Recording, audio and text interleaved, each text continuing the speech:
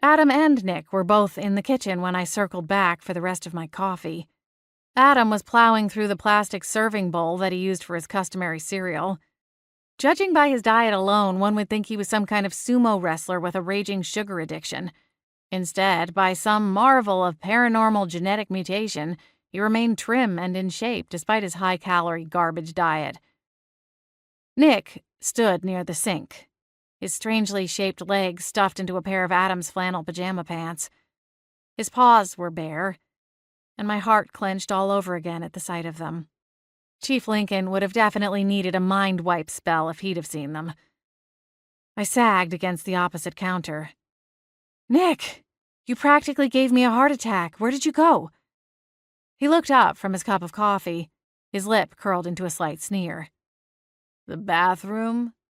I'm a half-breed, not a half-wit, Holly." "You're not a half-breed, Nick." He scoffed and looked back into the dregs of his mug. "Nick, I'm serious." I swooped in and took the seat beside him. "Look at me."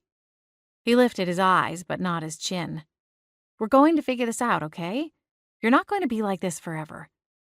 "You don't even know why I'm like this in the first place. So how are you going to be able to fix it?" I looked to Adam, silently pleading for backup. He swallowed a huge bite and reached for his glass of orange juice.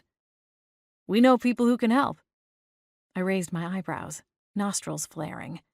"I'm not calling in the SPA." "Not those people," Adam replied, a slight twinge of annoyance in his tone. "I know that I'm not a Haven fan, but that doesn't mean that I don't know people, all right? My parents are very well connected." I frowned at the mention of his parents. What can I say? It's a knee-jerk reaction at this point. They'd come into town for a visit before Christmas, and we'd had our first meeting. Unfortunately, at the time, I'd been cuffed and was being dragged kicking and screaming from the manor.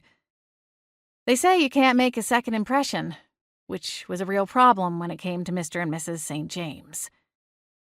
I swiveled around in my seat to face him. "Anyone specific?" He gave a maddening shrug. "I'll make some calls." I wanted to reach across the table and shake the answers from him, but resisted the urge. There was a good chance he wasn't holding out on me, but rather protecting Nick. "There's something else you both should know," I started, ready to change the topic. I tugged at the moonstone ring I wore on my right hand.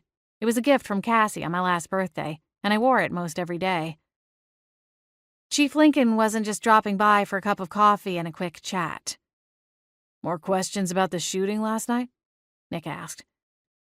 "Not exactly." I drew in a long breath. "They found a body last night in the woods.